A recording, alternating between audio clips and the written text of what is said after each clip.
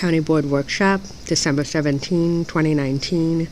Residents First Facilities. Workshop to order. I'll call this workshop to order. I know we're missing a few folks, but we'll go around and introduce. So if this is your first workshop, we're going to be coming to you, and that'll take a while, and I suspect by the time we get through this room, everybody will be here. So to kick off this workshop here on our Residents First Facility, I'm going to start with Nicole, and we'll go around and introduce at the table, and then we'll come over here to the wall and go out into the room. So Nicole, you want to start us off, please? Commissioner Nicole Breathen, District 1. Mary Jo McGuire, Commissioner District 2. Joanna Berg, Deputy County Manager. Jean Kruger, Property Management. Jennifer Haskamp, Swanson Haskamp Consulting. Mr. Matascasio, Commissioner District 3. Jim McDonough, Commissioner District 6. Victoria Reinhardt, Commissioner District 7. Rafael Ortega, District 5. Karen Francois, Deputy County Manager for Information and Public Records. Elizabeth Tolson, Policy and Planning. Policy and Planning.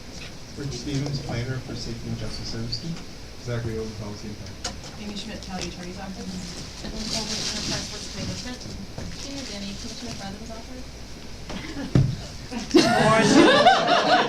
Melissa Jammer. Yeah, Melissa Jamrock, Commissioner McGuire's Office. Lydia Dubba, Policy and Planning. Matt Hill, Commissioner Carter's Office. Stephen Dustin, Commissioner Matascascio's Office. Rich Christensen, CIO. Lee Merkin, CFO. Monday, Health and Wellness. Amy Anderson, FAS. Bridget Wilmer, FAS. Gary Marchek, Property Management. Mark Thompson, Finance. Keith Lattimore, Social Services. Janet? Janet Guthrie, County Manager's Office. Amali Guarda, Property Management. Scott Pelletier, RSP. Alyssa Yoner, Swanson Haskamp Consulting. Mike Reiner, RSP High Schools. Karen Saltus, Health and Wellness Admin. Tina Curry, Financial Assistance Services. Deb Trudeau, Health and Wellness Admin. Alicia Holland, Public Health. Kathy Duffy, Work Program.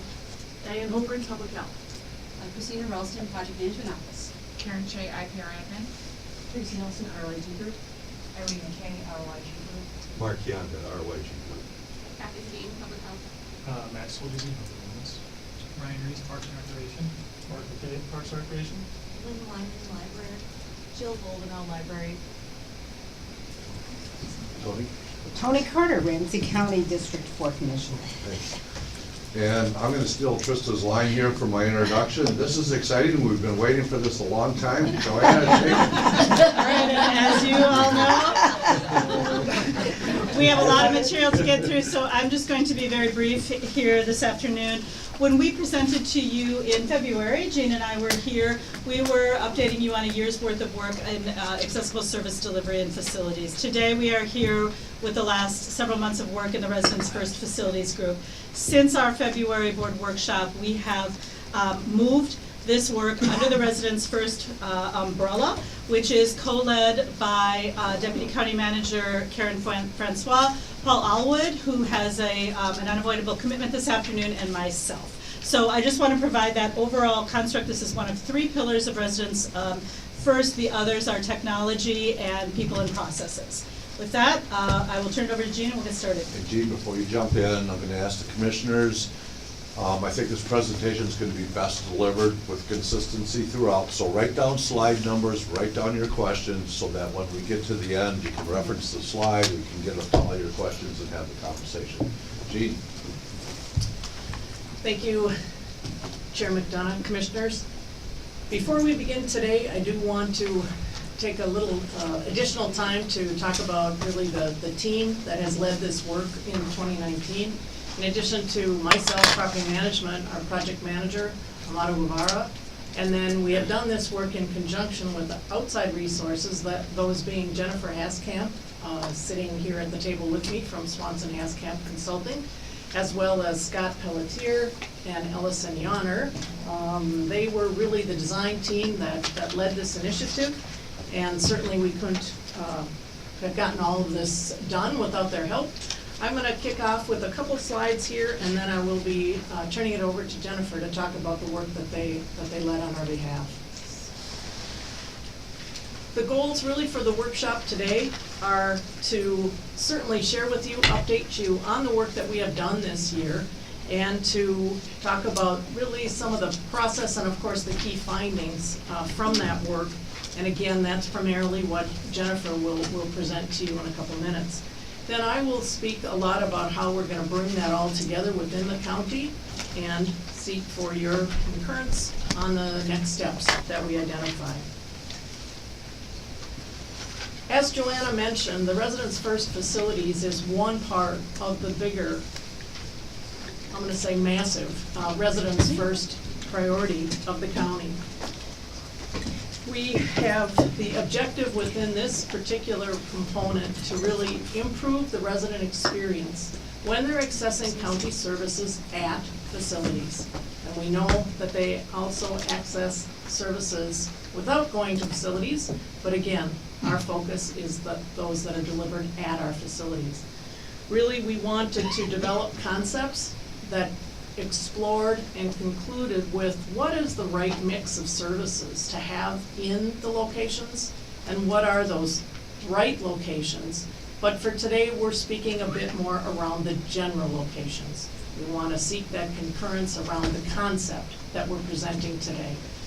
And we've started to look at some of the high-level numbers in terms of people and square footages, but obviously there will be more work to do there as we move forward with the concept. Just agenda, quickly again, process and we went through on the project engagement. Jennifer will talk a lot about the second bullet here, which really gets at to the what services, who do we serve, what are those resident characteristics, how do they access our services, or maybe how should they, could they, how would they rather access our services, and then where, what is that service delivery concept, all of that being tied up in the key findings that we'll share. We also spent a considerable amount of time really talking about discussing what are those core services and what are the amenities that should go along at any location. And then we have, then we moved into developing different concepts, and we will share that and discuss next steps. As we began the project and we talked about, so what is in? What is it we're really talking about here? And it is the public-facing services and programs, and really those that would be best to be integrated and located for the benefit of the residents. So this isn't about absolutely everything that the county does, but it is about those programs and services that would be beneficial to integrate. Although our work is about facilities component of this, we had to assume a couple things as we went into this. And those assumptions include the fact that a change in our culture as a county and how we deliver services is necessary. I mean, that in essence was a given. It's how we went into this initiative. And that it is all about residents first. We have to be conscious of and consider staff and their location as well, but this element is about residents first. We also had to assume that technology and processes not only had to be integrated, but that they would be, and that is parallel work that goes on under the bigger Residents First umbrella. And also that this is really a cross-functional approach to lead to modernized service delivery. Just to go back a little bit in time, maybe more than a little bit in time, touch on some of the prior work. This goes back before I was in property management. In 2014 is when the county strategic facilities plan was originally put together. Some additional work was done in 2015. Some of you may remember that work being shared by World Architects. But then, as Joanna mentioned, it was really in 2018 under the Accessible Service Delivery and Facilities Initiative that we did a deeper dive with staff, really engaged staff in what and how we need to move forward. And also we did, if you'll recall, a good amount of resident surveys and intercept surveys and really asking people at our facilities where services are delivered key questions about what they would like to see as we move forward. Joanna mentioned the board workshop in February 2019 where we shared the outcomes of the accessible service delivery and facilities work. And then in April of 2019, we had one of the countywide leadership group meetings, which is where County Manager O'Connor brings together really the top 250 or so leaders, managers in the county, shares many things, and in April of 2019, it was really around this Residents First Facilities Initiative, so that we were able to really make more of the staff aware of this work and of the work that was coming, and enlist their help in many ways, as you'll see when we move a little bit further here. Now I would like to turn it over to Jennifer Haskamp, who will really talk about the work that she and her peer, Ellison Yonner, and Scott Piltier, and RSP completed for us.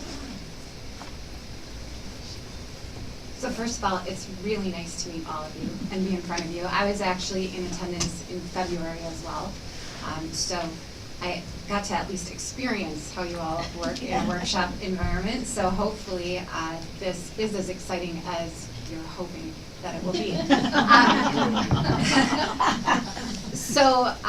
Actually our work on this project really started with the countywide leadership group meeting.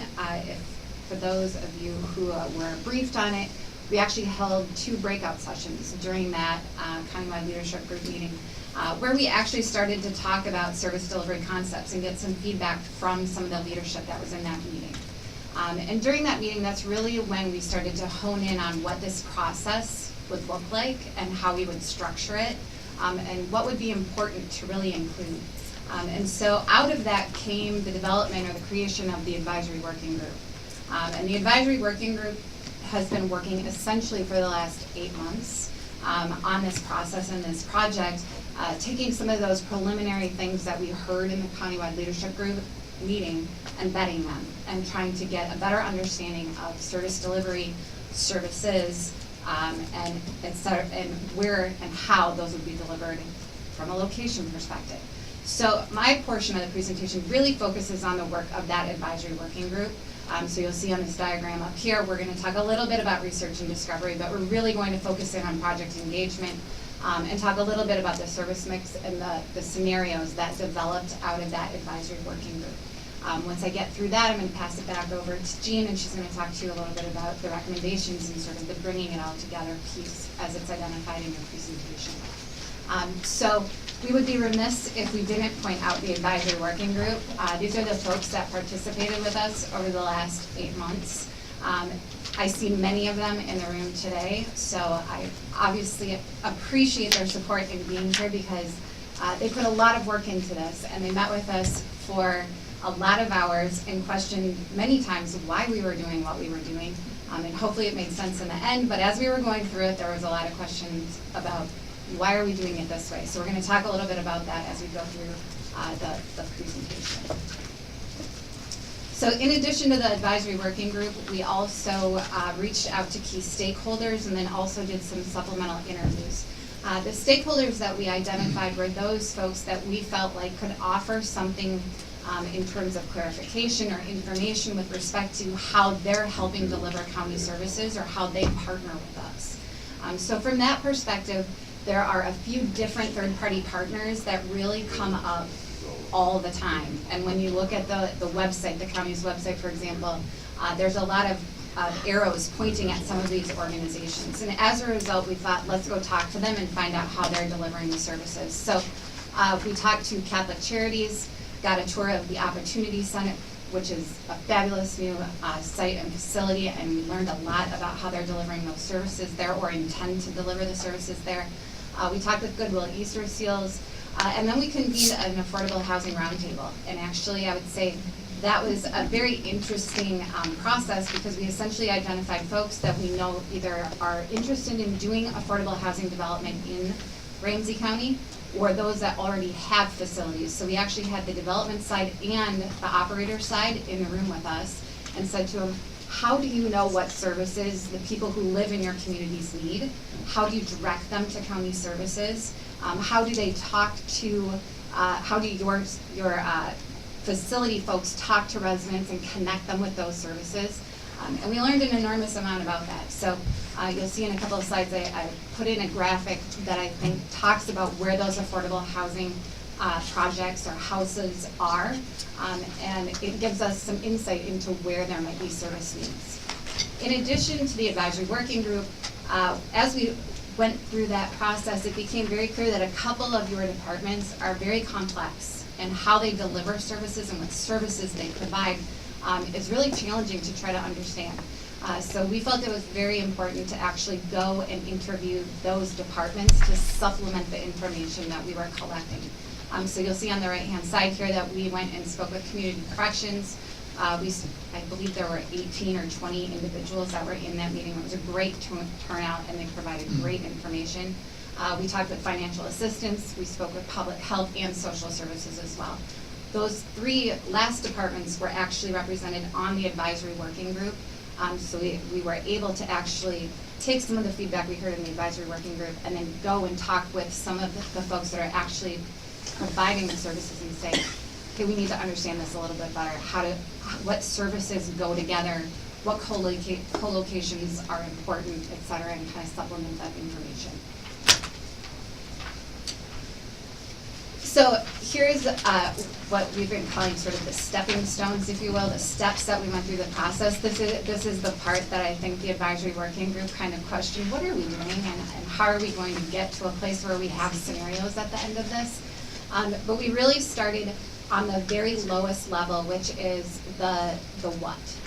And when we say what in this case, we were actually talking about the services. So this was a little bit different angle to take with respect to the project, because instead of saying, let's talk about departments, we said, let's try to actually get a list of public-facing services from some of these key groups like social services and public health, et cetera, and say, let's talk about the services and who are you serving the most and who's the most in need. And let's get a real list together to try to understand what then services should be located in what facilities and locations. So that's where we started. The second piece was who. So once we figured out what, the comprehensive list of services, we had to take a look at, well, who's actually accessing the services. If we don't understand who's accessing them, then we can't figure out what location they might best be served, right? So the who actually became probably the most challenging, if I had to guess, for the advisory working group to really get our pulse on who is the who in this equation. Then we stepped up to how. Are they taking transit? Are they driving their cars? Are they parking at the facility? Are there accessible locations? Are there inaccessible locations? Are there perceptions of inaccessibility, et cetera? So how really focused on truly how do they get to the facility? What location are they going to? The next step was the where. So where should you locate the services, right? So once we have those building blocks established, then that leads us to the where. From that, we ended up with a couple of draft scenarios, which I know are in your appendix today. So we actually, I think, ended up with 3 different concepts that we took a look at. So in addition to those concepts, there were also underlying key themes and takeaways that regardless of what location or scenario you end up going with, really need to be at the heart of understanding how to locate service and what facilities should be located where and what things should you pay attention to. So we'll talk about that in just a few moments. Jennifer, just one addition real quickly on that slide at the bottom, the first building block. I just want to call it out because it remains an ongoing internal conversation. It's a big deal, so I want to make sure I reflect it here, which is the not clinical services piece to that component. Clinical services, we need a long-term answer to it. I am not in any way suggesting through this process that we don't. It is different than much of what else we do, and we do it differently than other counties often do it as well. And that conversation with public health and health and wellness has been ongoing about how do we think about the future of clinical services, but we're just segmenting it out from the what here. We don't necessarily see it as core to this project for a host of different reasons. I just wanted to talk about that briefly out loud. Just give a couple of examples of clinical service so we can understand. Sure. So it's the 555 building would be the shortest, easiest way to say it, but tuberculosis, detox services also fit, sexual health services. There's opportunities with community-based clinics and others to think about ways to embed differently that we think might be more appropriate than this conversation. Thank you. And one piece, actually adding on to that just a little bit, when we were going through this process and putting together the list of services, when we were with the advisory working group, we told departments, hey, don't limit yourself. Think about all the services and then we'll figure out which ones to take out. So some of those actually infiltrated and made their way into the master list, and we had to go back and kind of strip them out so that we were really talking about the list of services that would be applicable to this process. All right, so that's a great segue into this slide, which is really talking about what services did we come up with and how many were there. And I think there was a little bit of shock on the part of the advisory working group and perhaps on your part also with respect to how many we're really talking about. And when we looked at this, we really tried to narrow it down to public-facing services. So those services where there's a public-facing component or interaction that occurs. And we came up with, conservatively, 194. To tell you the truth, we think that that number is actually low. There's actually, I believe, a few more because people forget because there's 194, right? So from that perspective, I actually think that it's higher than 194, but that's still a very big number when you're talking about what you're actually providing to residents. So when you correlate that number, those public-facing services, to the staff that is considered with respect to that, it's just about 2,000 staff members. So and those numbers are actually based on the information that was obtained in 2014 and 2015 primarily in the Wold study. So it's likely that that number is actually a little bit higher as well, but this gives you a really good benchmark of what we're dealing with in terms of the number of programs that we considered and looked at and how many staff correlate to that. Just to illustrate the spectrum of the departments that we're talking about, this graphic really talks about how many programs and services are associated with each of these departments. For example, public health has 42. You'll note when we get a little bit further along that several of the programs and services that have a public-facing component to public health actually didn't make their way into the core services that we're going to talk about in a little bit. That's very purposeful. It's because some of the sites, like for example, the waste collection or the recycling or those types of things, we're not suggesting those get moved into core services, right? So when we take a look at those things, that's part of why their number looks very high and it might feel as though they're slightly underrepresented in the core services. But we'll talk about that in a few moments as well, but just to give you a little foreshadowing. So then we went to the second meeting. The second meeting was about who, and as I said to you, I think this was probably the most challenging with respect to our advisory working group process. Part of that, I think, is because there's this desire on the part of all the departments, at least from what I witnessed, to serve everyone, right? And to make sure that everyone throughout the whole county gets access to services that need it.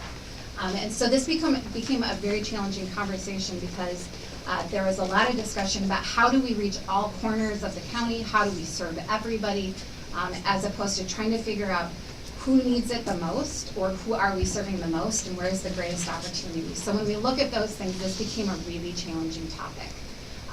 However, we were able to come up with and identify some overlapping resident characteristics for those who, what we called, we just kept saying it, most and most need. So most in terms of sheer quantity of folks that we're serving and most need of who needs it the most. How do we make sure that we understand who those folks are and those characteristics? So that's what this list identifies. Many of these are characteristics that we can either map through census data, which is very powerful and helpful, and also a lot of this it's tracked through the departments. So the departments also have data with respect to identifying geographically where these folks are.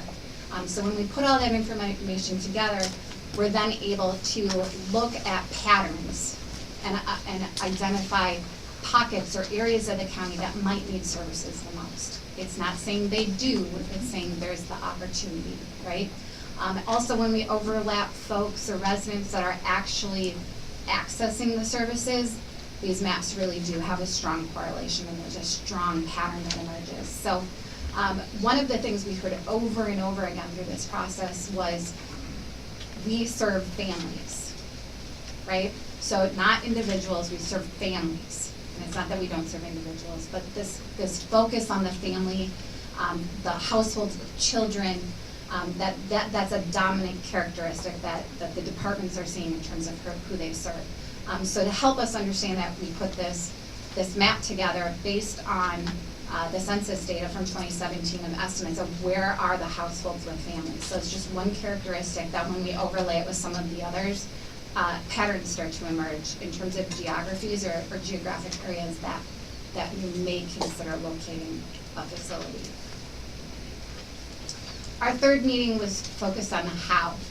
So obviously everybody's mind usually goes straight to, did they take a car? Did they take the bus? Did they hop on the light rail?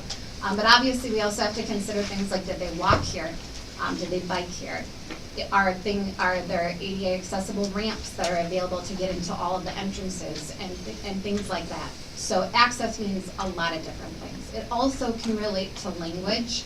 It can relate to branding and messaging and making sure that when somebody comes into a facility, they can actually know where they're supposed to go in terms of wayfinding, et cetera. So how can mean a whole lot of different things to a lot of different people.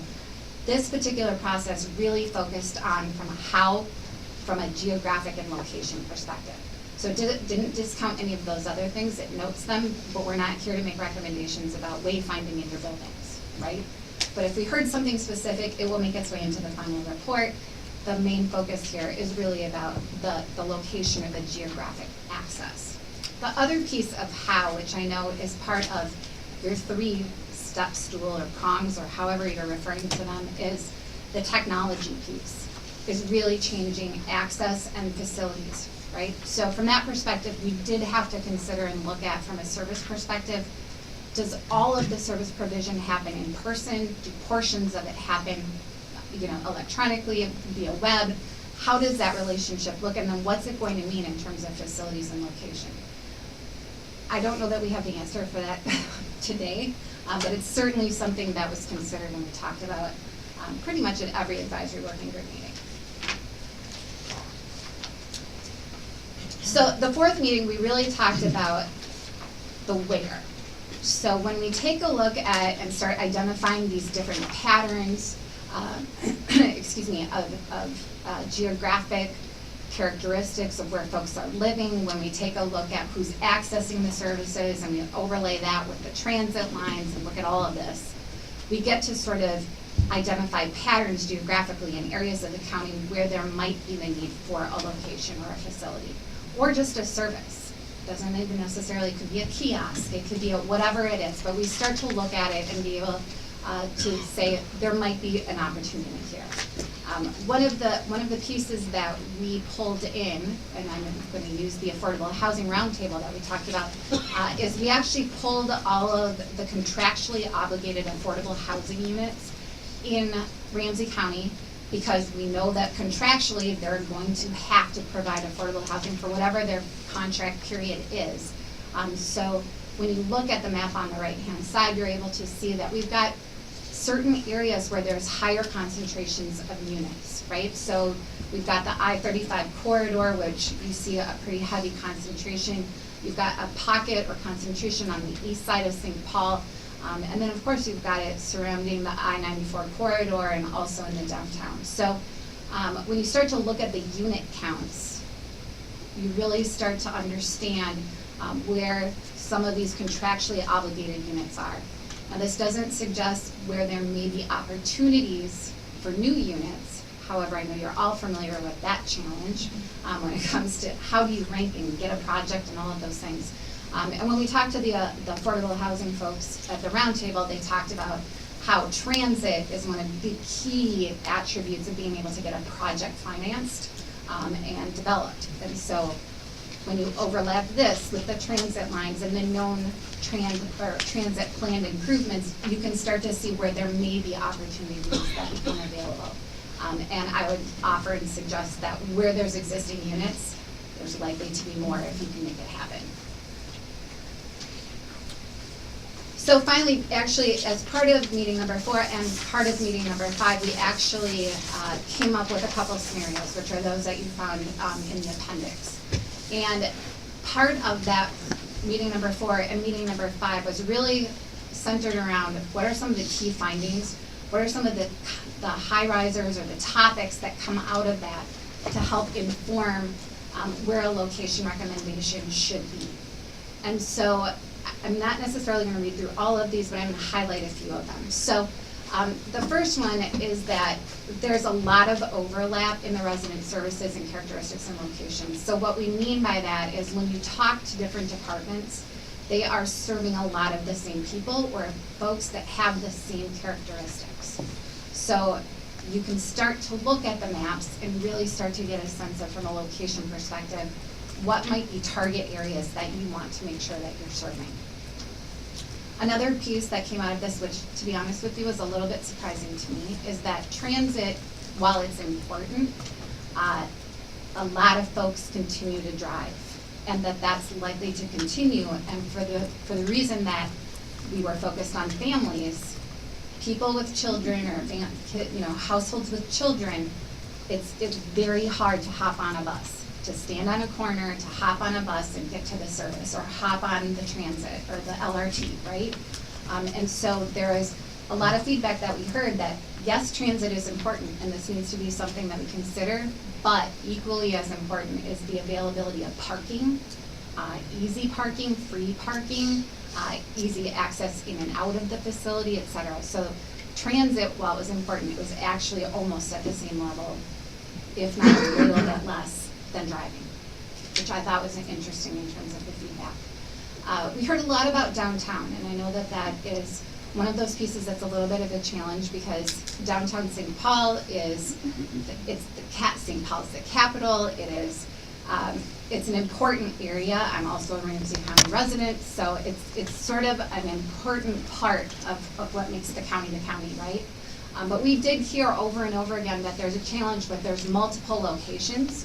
And so because you're in a downtown environment, it's not like a suburban area with a huge sign out front and you know every single service that's in that building. So there's that challenge of, I come downtown, do I know what services are actually in that building, or am I going to be sent to another facility or another building, right? So there's that challenge of it. The second piece of that really did come down to the ability to easily find parking, get in and out, and the ability to pay for it. So when you put all those pieces together, there's a lot of conversation about downtown, and whether that's positive or negative, but it's certainly something to consider as you move forward.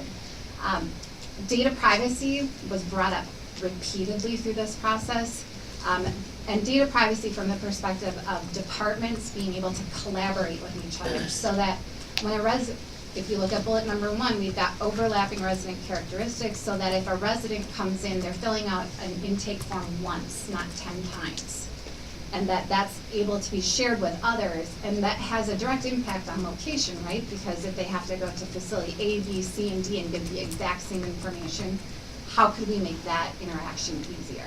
Or maybe they go to one location instead of 5. So I'm going to flip to the right-hand set of bullets from the standpoint of staff also communicated throughout this whole process an interest in providing services that are closer to the resident locations.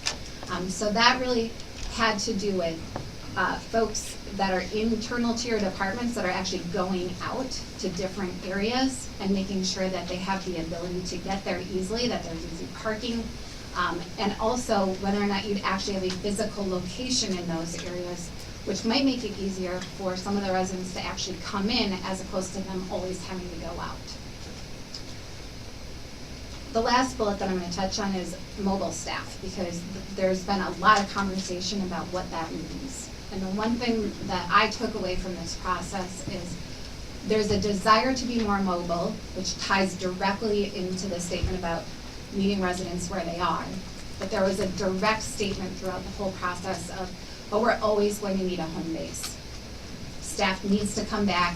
There's an element of collaboration amongst your staff that's very important for them to be able to talk with each other and collaborate on particular issues and topics, or even case files, or from a case management perspective. So all of this leads to the big statement, which I feel like is actually a little bit small, but is a big statement on this, is strategic co-locating can benefit residents, right? So I would say that's one of the main takeaways out of if you look at all of these pieces collectively, that statement is really sort of the overarching principle. So when we say that, when we say strategic co-locating, what do we mean? We're actually talking about how do we take strategic co-locations to benefit residents, right? So how do we get a group of core services co-located in geographic areas that best serve the residents? So when we say core services, I know that that term probably gets thrown out there quite a bit, but for purposes of this project, when we say core services, they are a mix of cross-department public-facing services. So we're talking about taking strategic services from those key departments that were on the advisory working group primarily, and putting them in one location or multiple locations, whatever you end up going with. But that's when we say core, it's that group of services. The goal is that those services are convenient, they're consistent, and they're adaptable. And when we say adaptable, we're talking about the fact that we know that financing changes. You know, the Fed might fund a certain service today, and 2 years from now, it doesn't exist anymore. So you have to be able to adapt some of those services to make sure you've got the right mix together, but you want to be consistent. So when we say core services, if the core services are in a particular location, they are there. It's not optional. It's just part of that recipe, if you will, of that facility.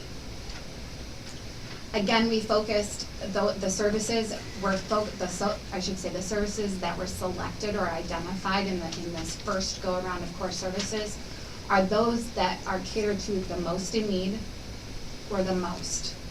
So that's based on the feedback we got through the advisory working group and through some of the stakeholder engagement, et cetera, but what services are matched with those two categories?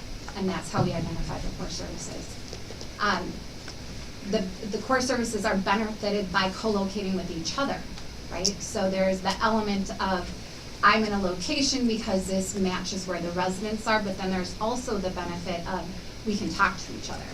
If we're in different departments, we could actually talk with each other about the same case file, for example. And as I said, it is either at one facility or it might be at multiple facilities, depending on what scenario you're looking at. But it's basically taking that core group of services and possibly putting them at multiple locations. What core services are not? They are not indicative of importance.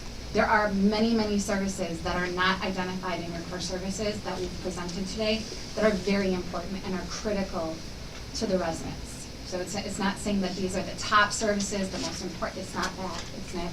It's just saying which ones could benefit the most by being together. It's not comprehensive of all service offerings. I think that might go without saying a little bit with respect to, you've got certain services that don't necessarily benefit by being next to others. They operate very well by themselves. So from that perspective, they may not have been included. And, which Ryan touched on a little bit, it's not the specialty facilities. So we know that those are important too. They're an important part of this, but like some of the clinical spaces, mental health clinic, et cetera, those weren't included in this. All right. So the core services that we identified, this is the high-level summary, and I'm saying high-level summary because when you look at all the 194 services, if you will, they sort of roll up underneath some of the higher levels, and this is that roll-up. So this is the highest level. So you'll see we've got, it looks like a list of 6 or 7 core services, but really when you look at the services and programs that this touches on, when we looked at it, it's about 50 programs and services that actually get encapsulated into this core services. So 25%, right? About 50 out of 194. Then when we go to the next tier, which are the core services, other services not in the core services, that could be beneficial if they were co-located next to the core services. So that's this list. If you were to add up all the services that were in here, you're talking another 50 or so services, plus or minus. So between the core services and the beneficial core services, we're at somewhere around 100 of the 200. So this is just a very high-level summary of that because Otherwise, we might be looking at 10 slides. So in addition to the services that we identified in the core services, there were certain pieces of the facility Can I add one thing to that part? Just because it's going to be a confusing part for everybody, and there's a ton there, and I actually went way down a hole on this, and you could spend all day on what's in, what's not. Part of what we learned even with Opportunity Center is at some point we're going to have to sort of define parameters for a go forward and building a box. We have to have a box into which we decide. This gives us tiered criteria to how we start to assess how much can fit in the box and what it might do. And so at some level what it says is not what's in or what's out, but as we make parameter-based decisions as a collective at this table with the board, it gives us a chance to then turn around and go back and say, so what would that mean in terms of core and coordinated? And I just want to share that I think that's the biggest important takeaway as opposed to the granular service delivery port today. In the future, then we come back and say this is what it might start to look like. Mm-hmm. So in addition to the services and programs that are actually offered or in a facility location, there were certain pieces with respect to the features of the spaces or the physical space that were important to consider as well. So if you were going to create a service center or whatever it might be where you would have these core services, what else do we need to consider in addition to the services and programs? So we taught and touched a little bit on mobile staff. So in addition to just having touchdown spaces for mobile staff at these facilities, you actually would be benefited if you also have small meeting spaces or collaboration spaces where they could actually meet up with each other, be able to talk through a particularly challenging case, etc. We talked a lot about flexible tech spaces. The ability for residents even to be able to maybe come in, use a space, video conference with someone who is from a different service or program that's maybe not in that physical space, but still be able to get answers. So one of the things, an example of that is, for example, we were hearing that the assessor or an appraiser may be a conversation someone would want to have, but they wouldn't be a part of the core services. So they may be able to video conference in and talk with the appraiser or the assessor and not have to go to the physical space for that. Third parties and contractors became an interesting conversation because nearly all of your departments talked quite a bit about the third-party partners that they had in the community, and that oftentimes those relationships are that we are going to them, right? Well, this is saying, why don't we provide some opportunities where they can come to us? That there might actually be space where we could have some flex space that they could come to us so we're not always relying on going to them. Particularly if there are specific geographic areas or pockets of neighborhoods, et cetera, that you're looking to serve. Space for safe and private reporting. We give an example of adult and child protection that was brought up. Small meeting rooms. The small meeting rooms may be for other county departments' use. So for example, the mental health or probation appointments, there was some discussion about whether or not we put probation space in one of these facilities or not. But there was some discussion of, if we just had a space where the probation officer could actually meet with someone in a private space, that might accomplish what we needed to accomplish. So having those types of spaces in the facility available. And then large meeting rooms. Those would really be more for educational and training spaces. There's a lot of talk about, we don't actually need to be in the core services or be there on a, 8 hours a day, 5 days a week kind of environment, but it would be great if we could actually hold our licensing training at that location, for example, or whatever it may be. So in addition to sort of those meeting spaces or collaborative spaces, then there was some talk about, there's some services that maybe don't necessarily need full-time attention from someone. So that's where we might actually have drop-off boxes where you could actually drop off a form or a payment that you need to get to another department that you don't need to talk to someone. Next step up would be, all right, we have somebody who's available who could answer some questions but maybe isn't a specialist or isn't from a particular department, but you sort of have this staffed self-service area where there's some things the resident could do by themselves, but they could get a little bit of county assistance if they needed it. But this wouldn't be like the direct service provision. This would be more like an information person that could help out. Again, that focus on families came up, so the children's waiting area, making sure that there's spaces where people can come and they can bring their kids and they don't have to worry about, you know, is my child going to knock something over? There's actually designated space for them. And then security and finally ample parking, which again, parking came up. Parking. So I'll just keep saying that. And parking again. So what does all of this tell us?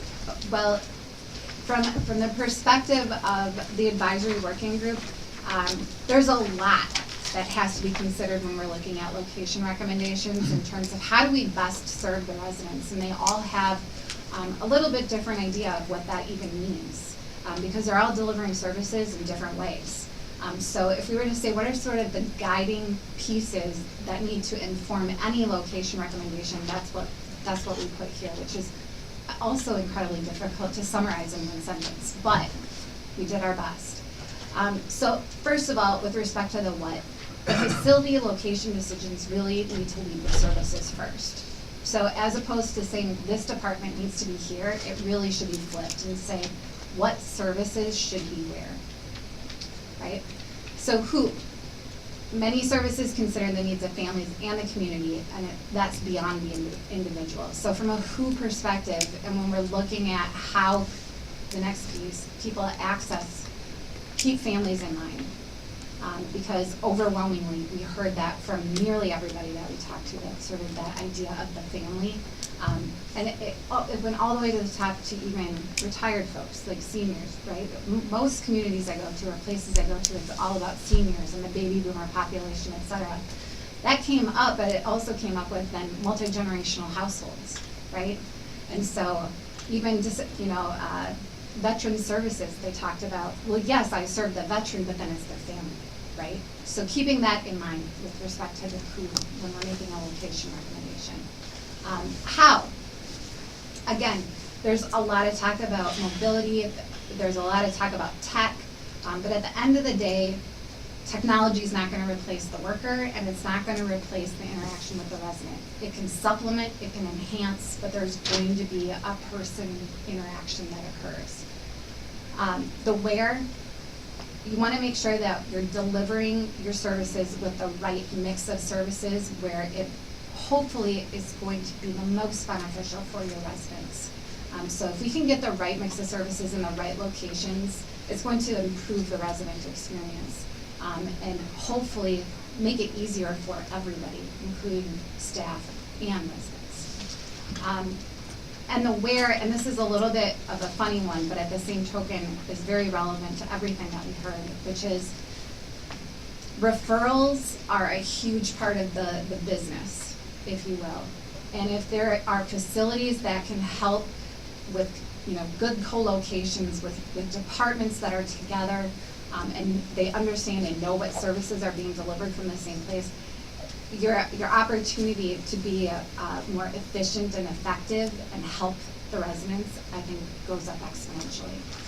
So if I were to summarize all of our work, those are the 5 bullets. I was going to say 6, but there's not a 6th bullet. So with that, I'm going to pass it back over to Jean to talk a little bit about the recommendations. Thank you for that, Jennifer, to you, the rest of the design team and the advisory working group. That was a big effort, a lot of time and good input from everybody to provide us with these recommendations. As we look to bringing this all together within the county, I want to just again highlight Jennifer's comments around this, looking at where are or who are the most in numbers of who we serve, and where are those that are most in need. And we tried to keep that in mind as we move forward and look to bring it into the county. The Residents First Service Delivery model, as we know, has to keep those things in mind, but the overall model also has to account for the rest of the staff, if you will, the non-public facing. And so we had to give that some consideration as well. As mentioned earlier, in terms of some of those assumptions that we had to make, in order for this to work, we do have to create the policies and practices that are gonna allow these strategies to be successful. And we have to align the county's infrastructure and technology investments to make this happen. And I'm not there just talking about the brick and mortar investment, but truly leaps forward in technology. Because this is a very big lift, we're looking at a phased 10-year plan, and that's what we'll share in a moment. So as we bring this all together, in terms of the proposed vision for the residents' first facility location, we really looked at where can that integrated delivery of the core services be done in a place that's easily accessible by transit, vehicles, bikes, scooters, pedestrians, drop-off. Where can it function as that one-stop shop, again, for the most and the most in need? We talked about the vision including neighborhood locations. The neighborhood locations may or may not have as many services as the location, but they'd have a tailored mix of service depending upon the needs within that neighborhood. Those neighborhood locations, certainly we're viewing the need for some in suburban locations, but we're not discounting the fact that there may be a need within St. Paul for neighborhood locations as well. In any event, mobile service teams are what need to be created, put in place to really ensure that we're able to deliver services everywhere, specifically neighborhoods who might be more reluctant to come into a big government building, if you will. And we've talked time and time again here around the technology, the policies to make all this happen. So it is, at this point, the recommendation for Residents First Facilities that we take a hard look at the integrated service delivery location being somewhere within St. Paul. On the map, it's really envisioned in the, I'll call it a darker shaded area, orange shaded area, St. Paul. A location within that shaded area would be no more than 5 miles from the edges of that shaded area. So, I mean, edge to edge, that area is 5 miles.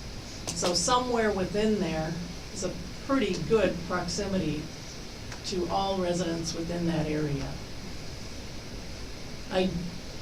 Obviously, a location would have to be found within that has that ready access to transit in line with the work the county is doing on the transit lines, the new lines, et cetera.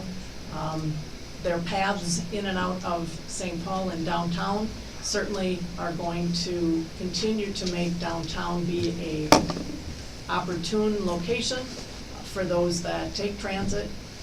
For those who do drive, obviously, I hate to say it cliche, but all roads do lead downtown. I mean, it is the one place people can get via vehicles if we address available and affordable parking. The neighborhood locations, based again on the work that was done and identifying where are the residents who by number or by need are in the category of most.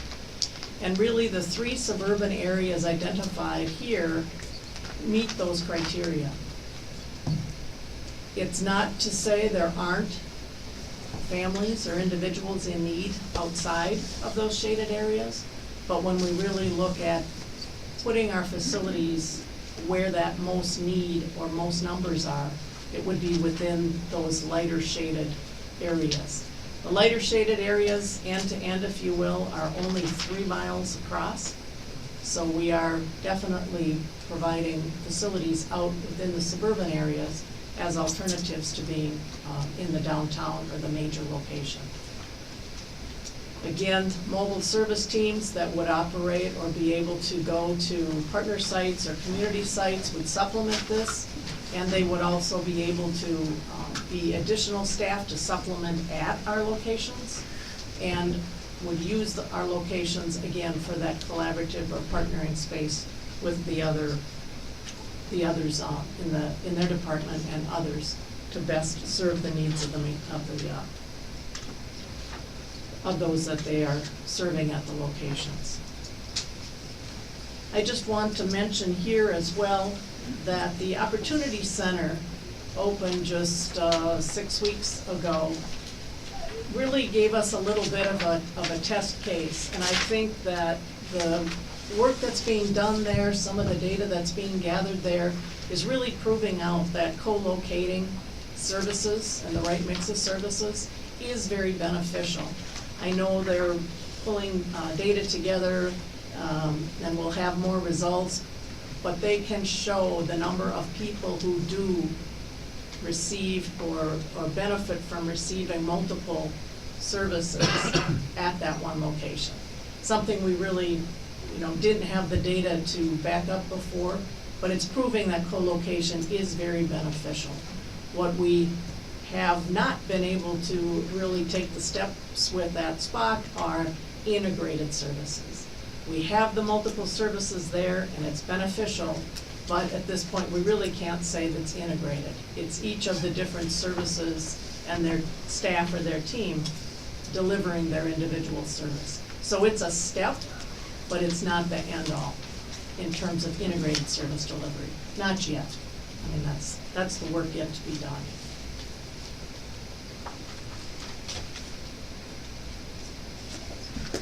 As we mentioned, and beyond, the residents' first facility for the resident-facing services and the resident-facing service delivery teams, we also have to plan for those that are not in the resident-facing world. And the courthouse, Metro Square, and Plato really become the integrated administrative anchors for the county. Metro Square, over time, we envision becoming fully county occupied, which means the non-county tenants that we have would have their leases end at some point in the next few years. And we also see the Plato building at this point serving as a transitional role as we need to move and rearrange. And Plato building may in fact remain for the longer term.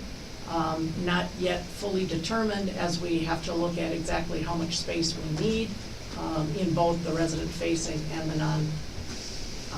in the public-facing and the non-public facing roles.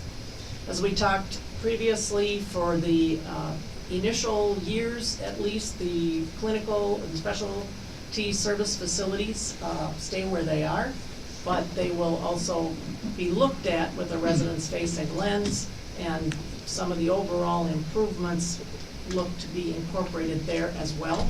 They just would not be integrated into the new facilities. The definite intent is that the owned east building would be vacated. The leased North St. Paul facility would be vacated by or before the lease expiration in November of 2021. And we would look through this process at our existing suburban locations and trying to see which of those might afford us the opportunity to establish some of these touchdown spaces or meeting spaces for the mobile staff and or all staff to stop in and use when they might be in those suburban locations. Again, the rest of the story, we touch on it every time, but it really does come to these support arenas of technology, policies, procedures, cultures, all to support this new integrated service delivery and the mobile staff. Certainly, we believe the benefits of proceeding with this model, again, come back to the integrated and adaptable services for residents. And I think here the key is really the adaptability and the flexibility. Again, we don't know what tomorrow looks like, and we have to build in that flexibility so that we aren't outdated, so that we can continue to evolve as the needs of the residents or the locations of the residents with needs change, and that we can more quickly adjust to those factors. This model aligns the facilities with the locations that really match the county and the regional's investment in transit and in multimodal access. It really is part of the EGCI and the economic development aspects of the county and the region, and to tie our investment in areas with that of our the economic growth for the county is really a key to this initiative as well.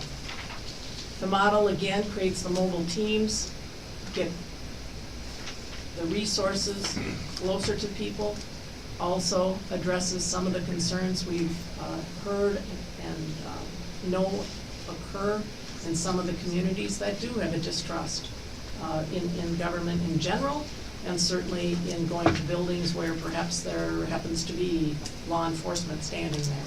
And so those mobile teams will be vital to getting services out closer in those communities and in the neighborhoods in less institutional buildings.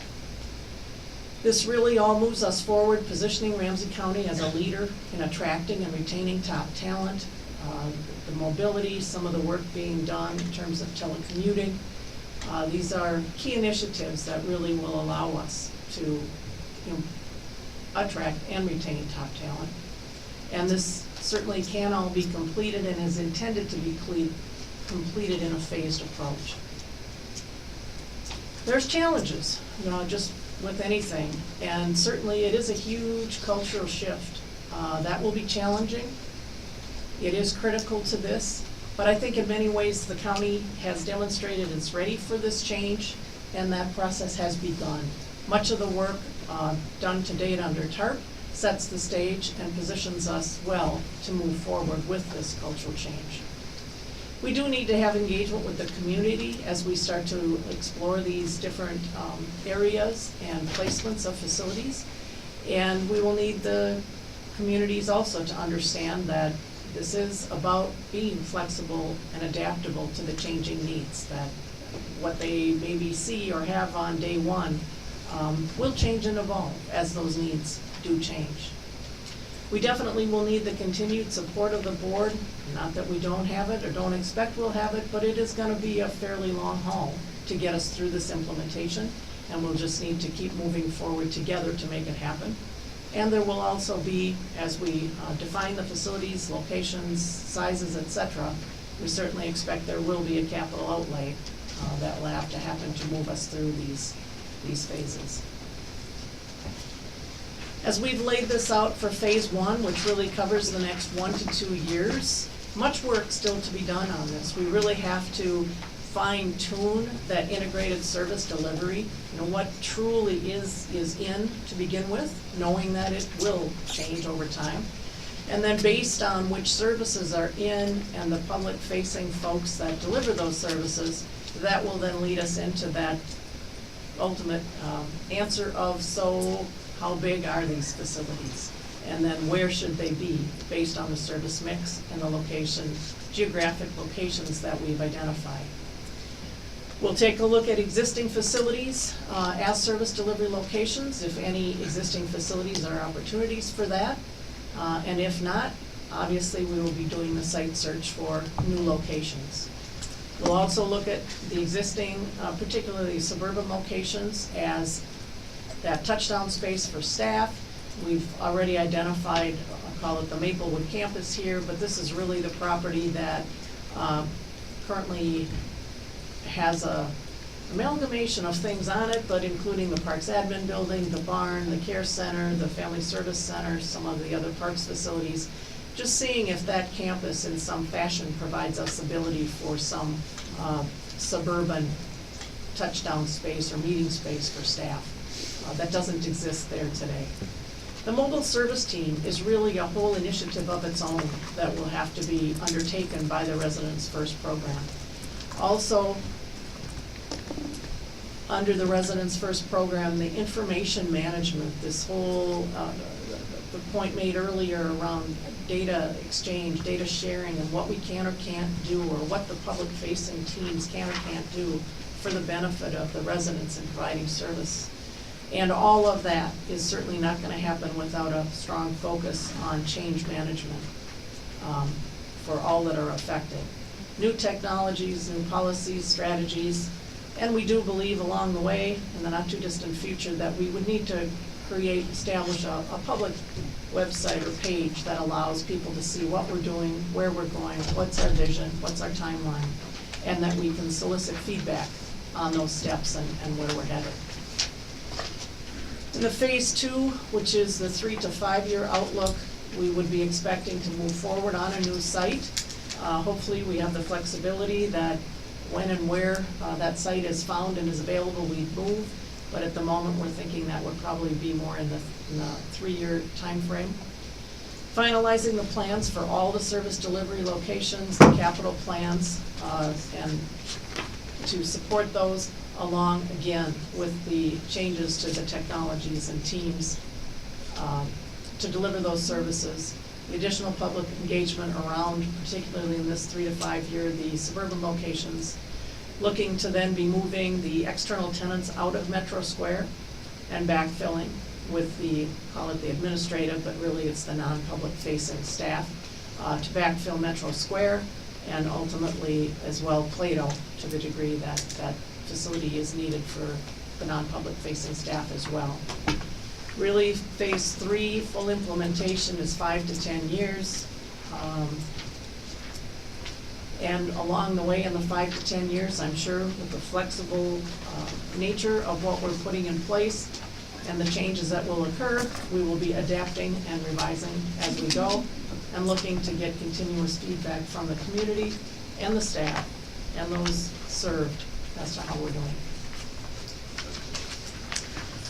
So I'm gonna start where I started. My comment at the beginning was, this is exciting, we've been waiting a long time. This is extremely thoughtful, thorough work. From my perspective, it gives me a lot of confidence that we're well down this path. And we've got a plan on how we're gonna continue to move down this path. I think that's a really good spot for us to be at this point. I'll start going through my list, and then we'll just go right around so everybody can get ready and kind of sort where they want to go. But I'll start out real quick. I want to start out, and we don't need to go to these slides, but slide 6 early on in the presentation, you identified the cultural change. And back at slide 30, you reinforced it in the challenges. You talked about, some of the minimization of the talent attraction and retention we've done, and people have been coming to us because of the work we're doing.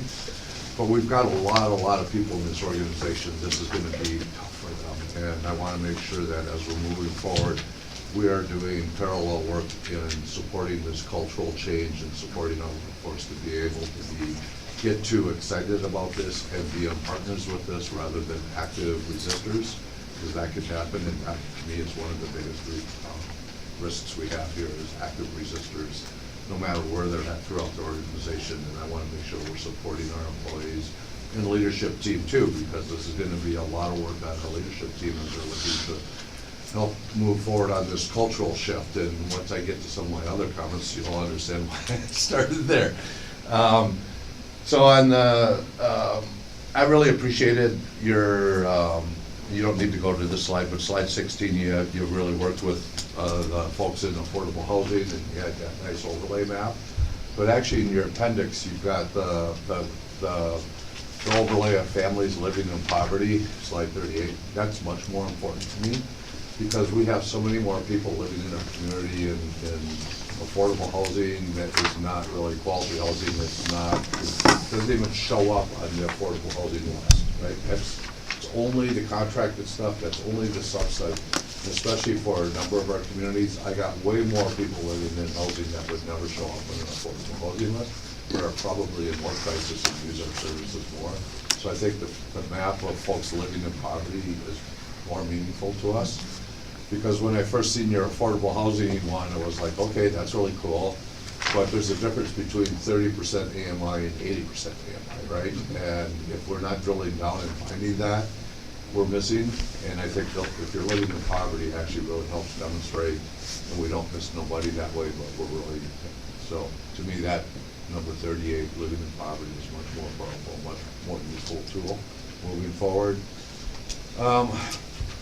One of the things that I'll bring some angst to everybody here, but I think we've got to leverage some opportunities, right? So You know, part of slide 15, and you can go to that slide if you want, but one of the things you talked about is accessibility, facility, staff availability, hours, et cetera. I really want us, I'm gonna call it out here, I really want us to take a look at. We are basically an 8 to 4:30, Monday through Friday organization.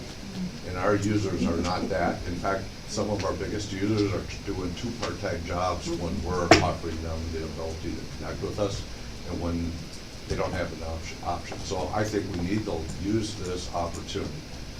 Do we become a 6-day operation for some things? Do we become a 10-day, 10-hour? Do we switch our 8-hour accessibility from noon to 8:30? And these are big cultural shifts.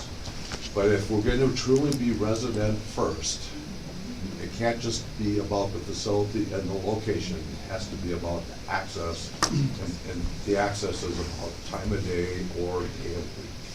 And I really think maybe it's not integrated here, maybe it's a parallel process, but if we're not taking advantage of that, we're gonna miss out on really making that transformative change. And it's something it's gonna be really hard to come back and kind of like capture at the end, or once we get through this. You have to bring it along in a parallel process, because it will affect decisions that we make about places and all those types of things. And so I'm really encouraging you to take, when you talk about availability and hours, that we're actually being really broad in what we're thinking throughout the day on that, and then throughout the days of the week on that.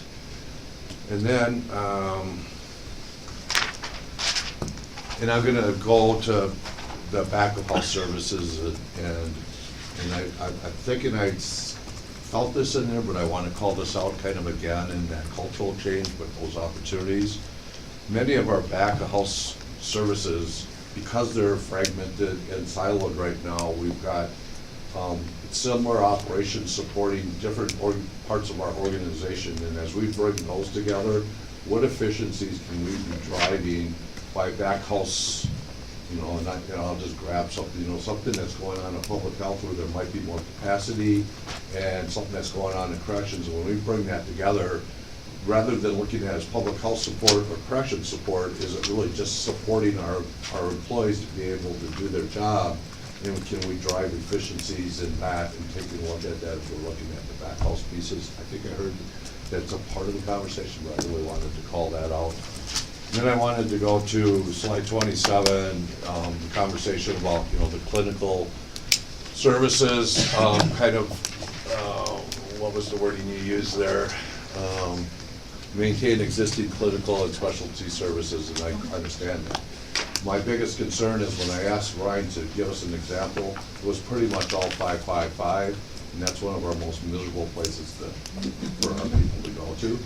And so I don't want that to be kind of this, I don't know what you would call it, but award on all the work we're doing, because we're just gonna let that sit because it's clinical services, right?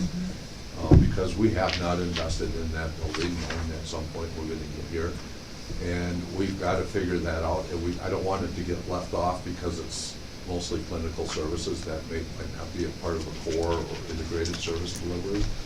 And again, bring some complexity to it, but we can't leave that sitting out there for 3, 4, 5 years.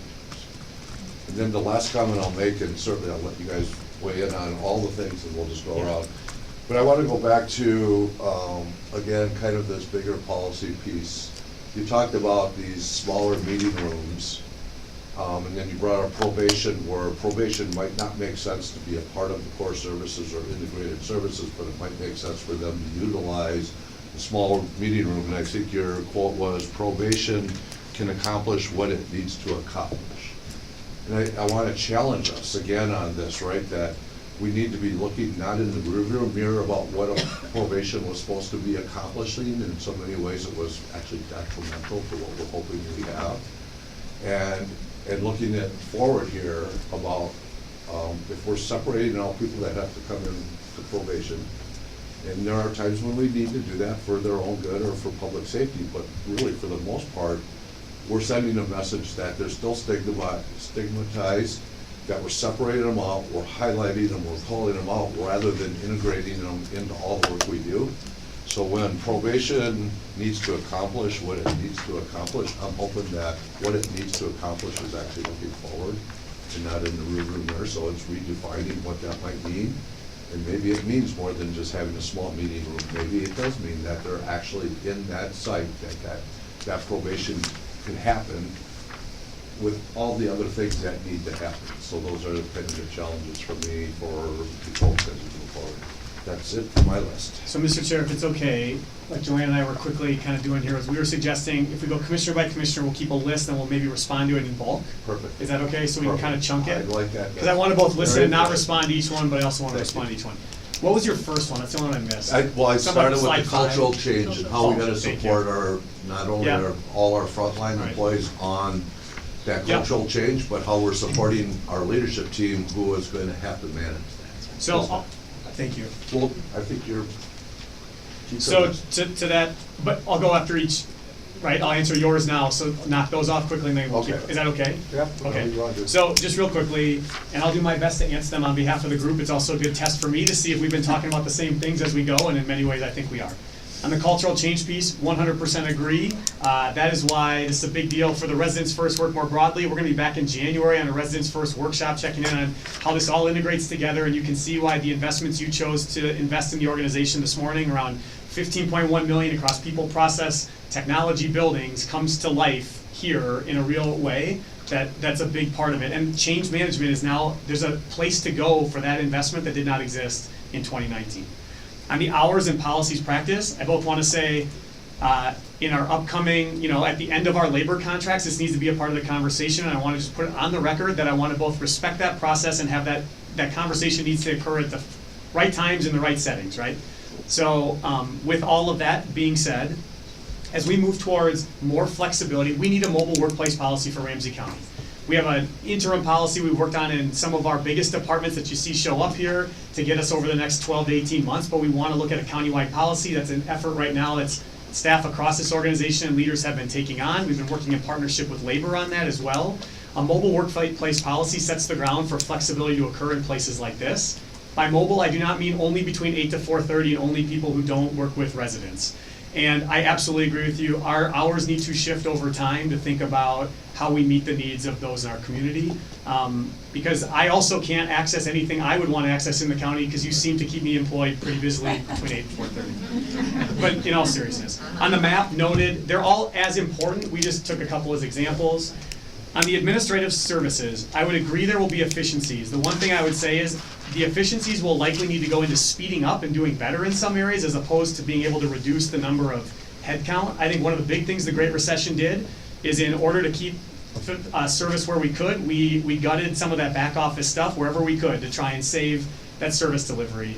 Our contract timing, we heard an example yesterday when I was with Commissioner McGuire of the length of time it takes right now to process payment. And I can't defend it. I cannot defend it. And I'm also not trying to disparage the staff we have. I'm hoping that these efficiencies and the mobile workplace and the idea of meeting people where they're at gets us to a level where those delays are not the norm in the way in which we do our business. 555, Ann smiled, Paul would smile, noted, and I think that 555 brings a special case of if an opportunity presents itself in the nearer term than the longer term, under a vision that this board shares, we need to have that conversation sooner rather than later and not just say some other day, some other day, some other day. Probation, if I was making one critique of our own presentation today, I would say I think probation, we learn every year how it's more integral than we sometimes would have said 3 or 4 years ago. I think by the end of this process, we'll see it as more integral than we did today. We're learning that at Dorothy Day or at Higher Ground, where that was a feared service when that project started, and now it's becoming something people want to see on site as they trust our POs and our staff. And so I want to agree that we have opportunities there. Anything you guys want to add on those questions? Could I add just one thing to the corrections piece? Mr. Chair, during the accessible service and delivery work we did last year, that was one of the areas that we really did focus on in talking with corrections, and we mapped for them as well their current locations and, again, last year, the residents served. And their locations were actually very well matched to those they served. So that became a bit of the reason why we didn't enter into this phase thinking we're moving them. Yep. But by talking about making the accommodation that they could meet people in the new facilities, is recognizing that if it makes sense, we want them to be there. But it was more of the recognition that at least right now, their locations are quite well matched. And they might, or they may or may not be the right locations for other core services, but we would also look at that factor as well. Do they become one of the urban neighborhood locations? So again, they're not totally excluded, but there were reasons for their locations today, at least, being well situated. Well, I appreciate Yeah. that, and I'm glad to hear that there's some thought going in there, and I'm glad to hear it's looking both ways where maybe that could become one of the hubs. Right. And I think it is important to make sure that they're probably farther ahead about making sure they're more accessible in the community to the people they're serving, which is really good. But it's more, my concern was more than just are we accessible in a physical way, but what kind of message are we sending when we're in a segmented silo way and pulling out certain parts of our service and keeping them away from the rest of the service, and I think that's an important message. Yes, thank you. Trista? Yeah, I'll thank just you. go right over. Well, I have a question though, because it is now 10 minutes to 3, and I know that we're supposed to be here, but I will tell you that my grandchildren are in production this afternoon, and I'm going for it. So I have to leave here, 4 o'clock is like the latest I could possibly leave here.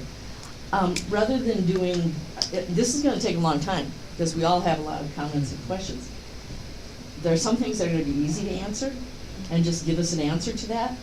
But otherwise, why don't we listen to everybody, and then we probably have a lot of the same concerns and questions. And if they're not answered, we can come back and say, yeah, what about this? Trista? Great. I just want to thank you for this work. It is really exciting. When I first met with Lee Merkins, before I was even sworn in, I asked all kinds of questions about facilities, and he said, just wait, it's coming. So thanks, Lee. It's here. The questions I had, I want to just get right into. I know we covered a big plan, but I'm curious on financial impact as we begin to move our tenants out of Metro Square over the next 2 years or so. What is the financial impact of losing that dollar that we're currently collecting from them? Are we prepared to fill that gap in the meantime before we start refilling it with our own staff? I mean, there's clearly going to be a capital investment plan that will come forward at some point, but I'm just wondering is, as we begin phasing things, what is the financial impact, and, where do we start plugging that from our budget? Do I take, why don't you go through your whole Okay. list and then he'll. That's it, you covered the rest, that's all I got. Commissioner Mattis Castillo, Mr. Chair, Commissioner Mattis Castillo, members, what I would note to that is, yes, there's clearly lost revenue, and there'll be this gap where you end up kind of awkwardly in a couple of buildings differently than you are today, right? But as we vacate buildings like the East Building and back office functions, eventually you get to a new equilibrium, and it's just staff are in different spaces. And so we are gonna have to, I don't have a specific number for you. We could, as a follow-up, provide you with the numbers of lease revenue currently pulled from Metro. I think that'd be a good thing for us to share. And I'll be honest too, not all our tenants are happy. They like Metro, they like the service that Jean and her outfit provide on behalf of Ramsey County to them. But when we think about the need to unify our staff and the change management component, we need to create space that feels throughout that building like we are building one county together across departments. Tony? Well, thank you. I don't know how you kept us all quiet all the time, but this was really a lot, and it is exciting. Thank you very, very much to the team that has been working, both the team of our staff and consultants, as well as the engaged folk in our staff throughout the county and community that you've gotten information from.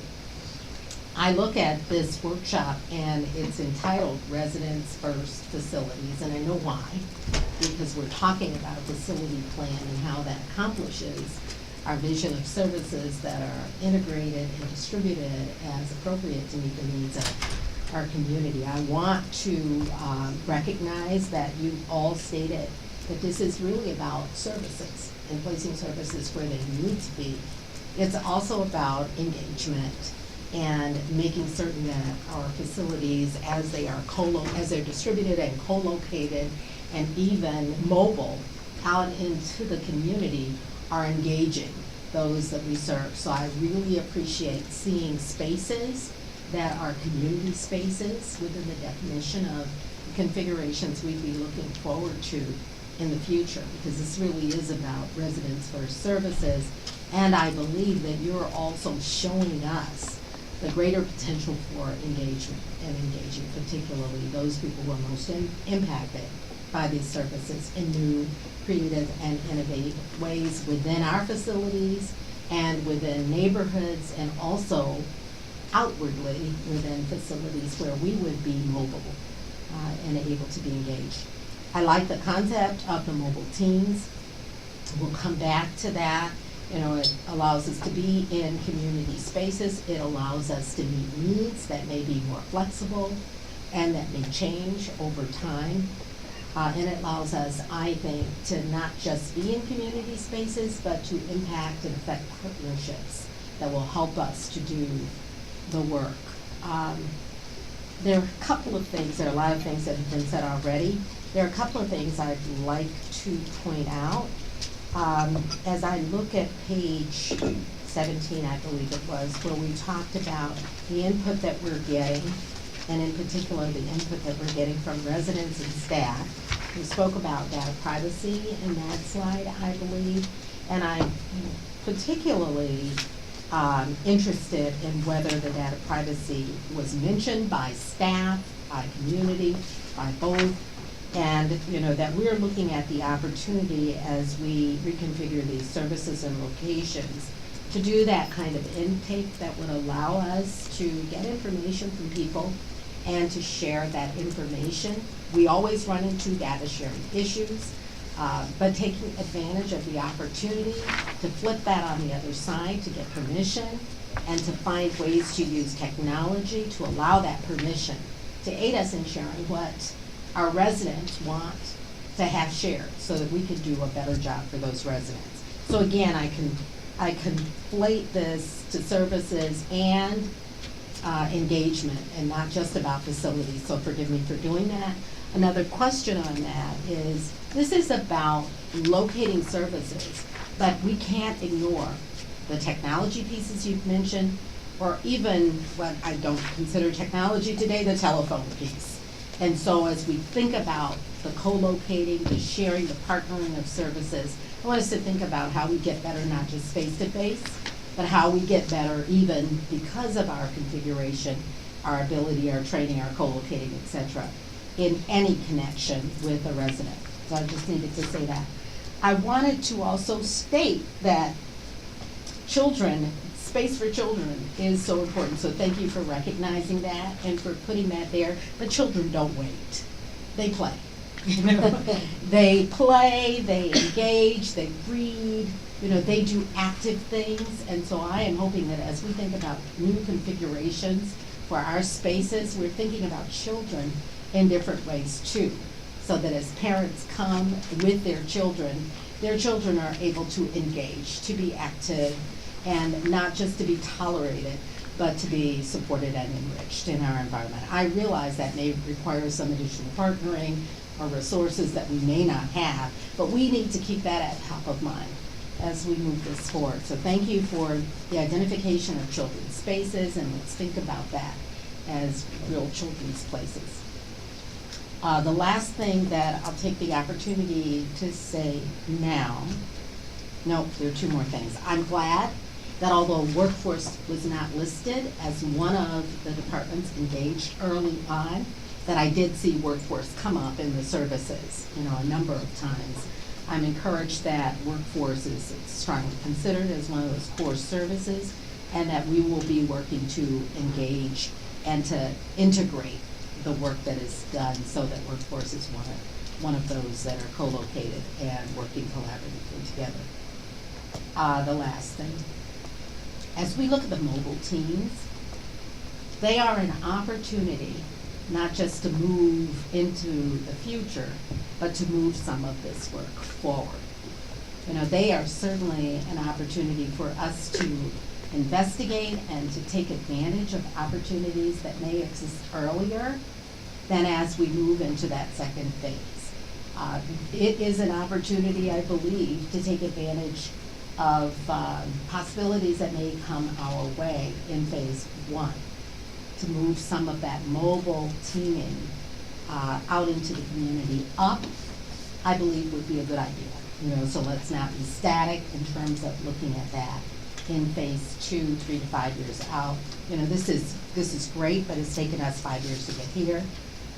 So let's make sure that we are able to think about that earlier.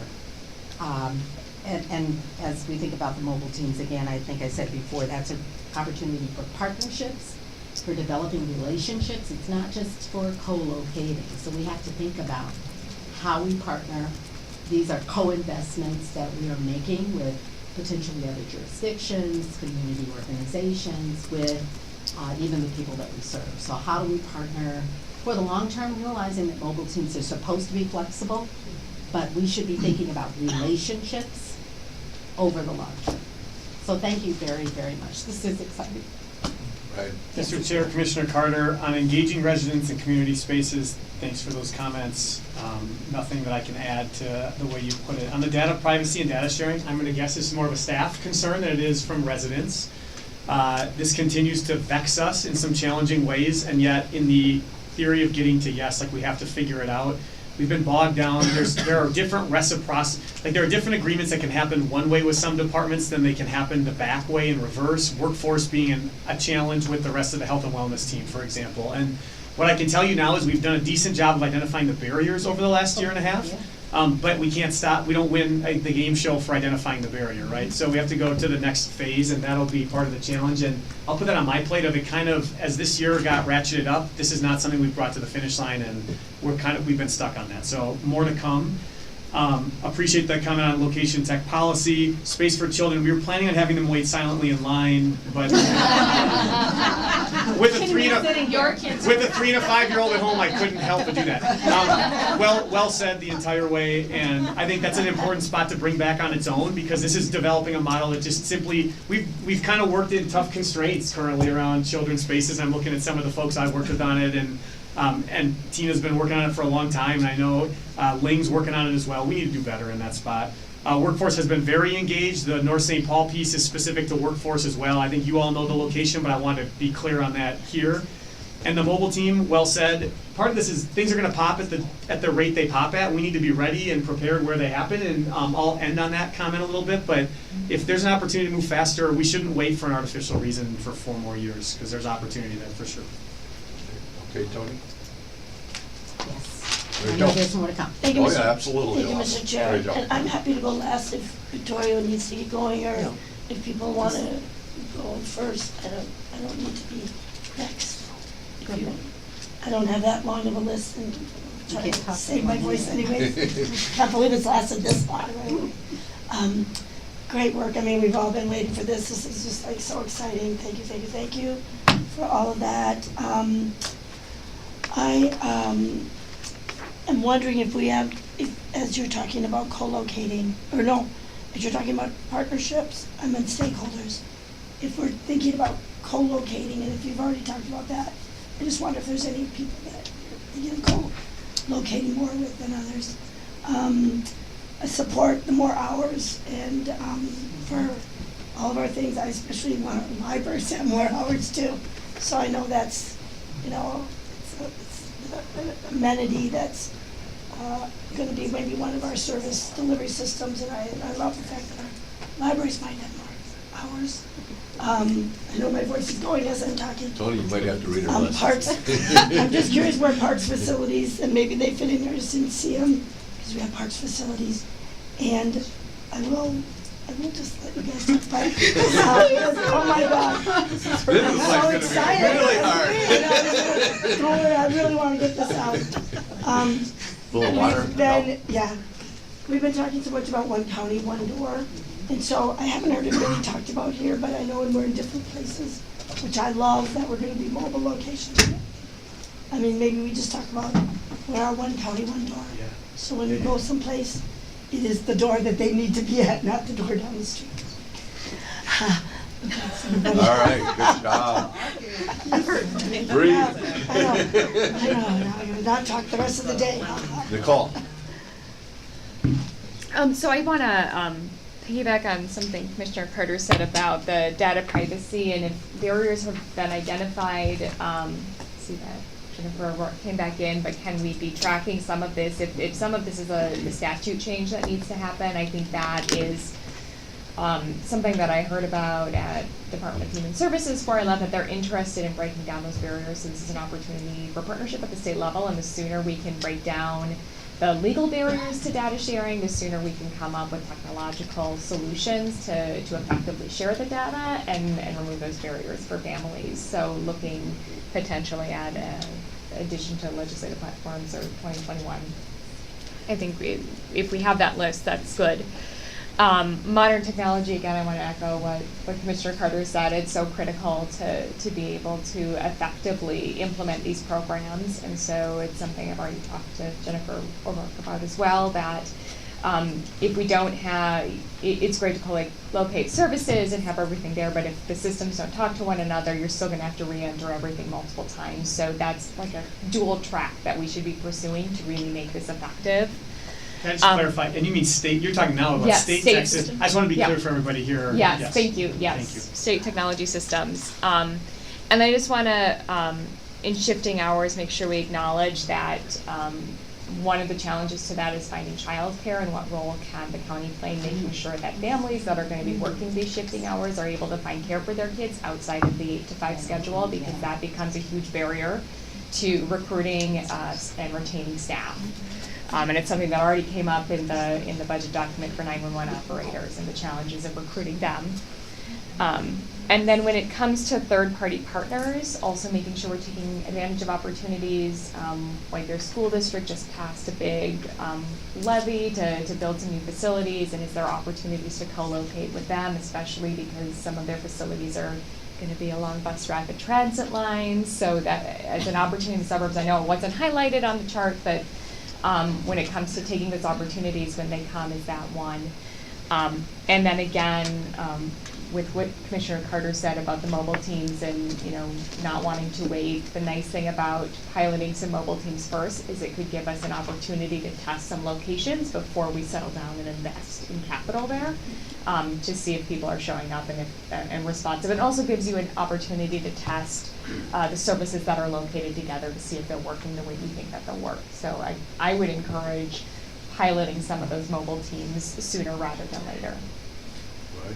Commissioner McDonough and previous two commissioners, I'll nail them all here at once.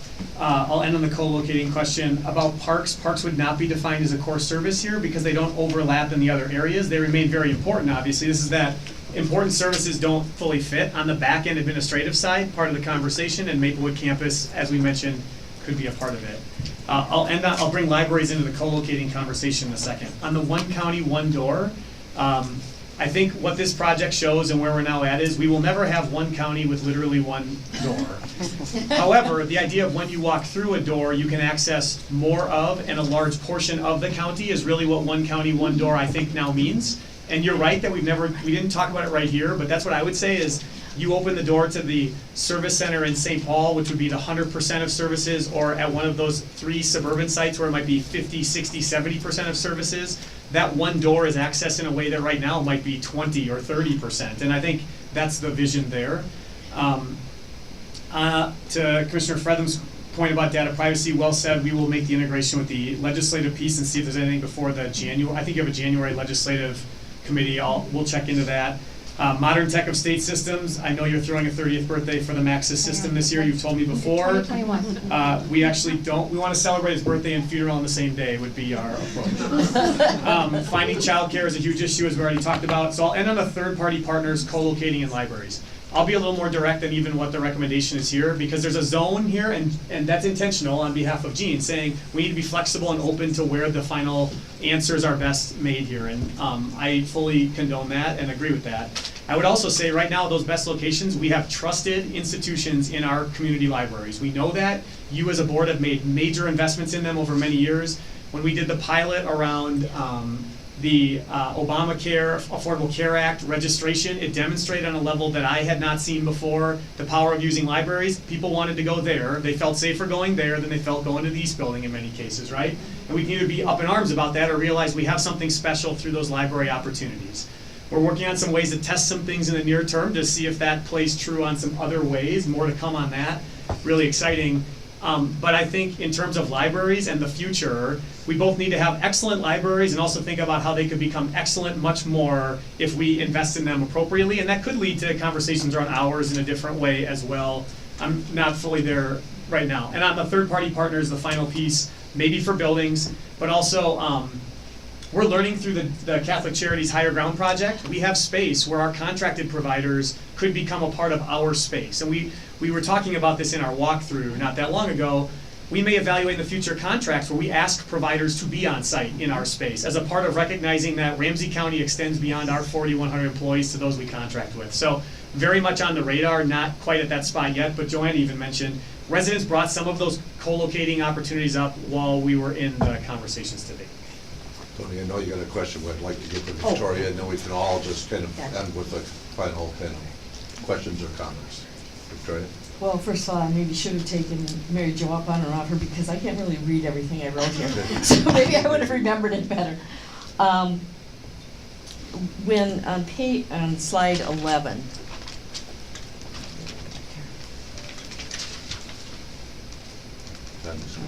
oh, thank you. Okay. When you talked about who do you serve and what are your services, noting that who we serve may need multiple services. So the who and the what. How did you, somebody needs chemical health, and they need mental health services, and they need children in need of protection or whatever. I mean, all these different services, but it's one who. You see what I'm saying? We'll come back to it. Okay. And then on slide 26, and I don't think you have to go to that one, the integrated versus co-location. Can you talk tease that out just a little bit for me? Because primarily, and you're right, I mean, I think we start in steps, but how does it go from co-location to integrated, so that when that one family comes in that needs all those different services, they don't have to go to somebody else. Either the people come to them, because I don't think we're gonna train staff that's gonna do everything for everybody, but the staff would come to them versus them going to the staff. Is that the difference, or tell me what you're thinking there? Okay? Yeah, I've got more. And then, it didn't surprise me about the parking. Because I mean, honestly, when we built the court in Maplewood on land that was donated by the city of Maplewood, and gave up part of their parking lot for being able to be there, it was surprising to find out how many people, and I don't remember what the percentage is now, and I didn't think about it before I came in here, but there's a large percentage of people that go there that live in St. Paul. Because they've got parking, it's accessible, it's not as busy for obvious reasons, it doesn't have the same volume coming through there. But it really does make a difference if you feel like, if I have to go to Plato Building, even myself, I'm so much happier going there than I am going to 555 Park, or Cedar. And so it's, that really does make a difference, and I hadn't thought about it as being a big deal until I saw this. And so I think that is something that we need to think about, and paying for parking also. Free parking is the best, because especially if somebody's on Oh no, but dance party's starting at 3:30. If somebody is there for services, financial services, and they have to pay to park, and you don't know how long you're going to be in there and all of that, that makes a difference as well. I like the idea, and I just wanted to comment on, and I assume when you're talking the Maplewood campus, part of that is just the Maplewood Mall area and what they're trying to do, or maybe not. Okay. Well, then you should be thinking about this, because there's a group in Maplewood that is looking at reimagining what that will look like, because it's real clear that the only mall that's expanding in this area is Rosedale. And so they are looking at what's gonna happen there. The old hotel that they had in the back there is now senior living. And so, I think, engaging Maplewood on, what could that be? I mean, transit is there, everything is there. All the healthcare facilities are so close by and all that stuff. So, that was one. And then also, you talked about, Commissioner Fretham brought up the White Bear Lake schools and their referendum. Well, one of the things that they did in the past was they had a model that was basically what we're talking about. That it had everything within the school. And it was a few years ago, probably 3 years ago. You could dig that up and see what it looked like, but that's what it was all about. It was like treating the family as a whole family and coming into the schools instead of making people grab their kids from school and try to get down to the Plato building or East building. And so I think that we really need to explore what those other collaborations could be, or integrated services rather than co-located services. But really taking advantage of what they're trying to do too, because our goals are the same. Is healthy families, healthy and safe families. And then finally, actually it's not finally, almost though. One of the things that I think is kind of interesting too, when Jim, when you were talking about affordable housing and some of the properties that are out there that are under the radar, and are pretty much uninhabitable, but people are inhabiting them. I was at a restaurant last night that's in a small strip mall on Lower Afton Road and McKnight. And there was a sewage problem, and all these restaurants there were shut down for 6 months because the landlord wouldn't come in and take care of it. And I talked to the owner, and they said, man and woman and a couple, and they said, and the worst part was they put the big thing up on the website saying that the Department of Health had closed them down. It was no fault of their own.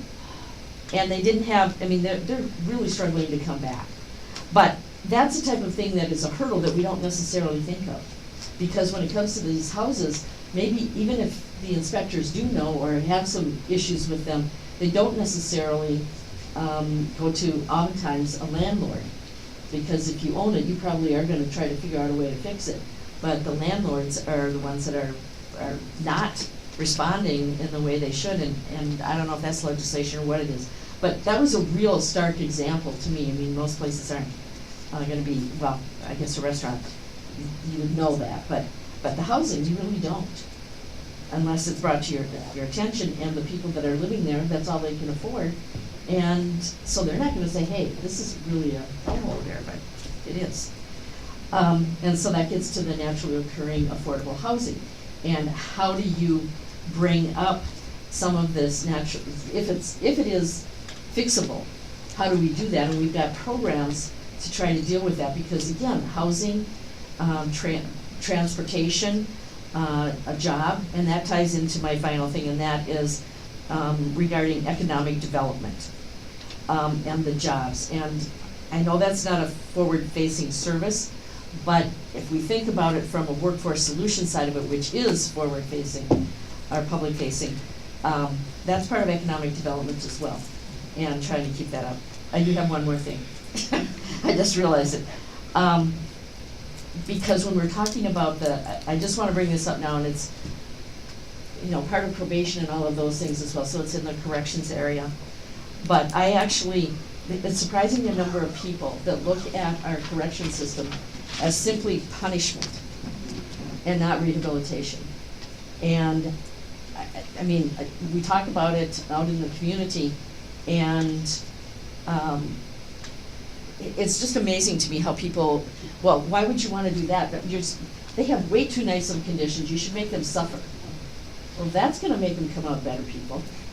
And so I think that the probation and the services we're providing and what came out of the county court discussion today on, I forgot what it's called, but the commitment process and stuff. But anyhow, so that's a whole lot of things that I did pretty well in translating here, and I don't expect answers on all of them. I just think that they're all important parts of the puzzle. And I do think that more services that are on transit lines that have capability, and most of that probably is gonna be in the inner suburbs. Well, we almost have only inner suburbs here, but as far as parking and being able to get there and not having to pay for parking, I mean, that's all gonna be critical, and I think that it's a really important move that we're making, that it's, it's a whole county. And people will go to what is most convenient for them, and parking and being able to have free parking is one of those issues.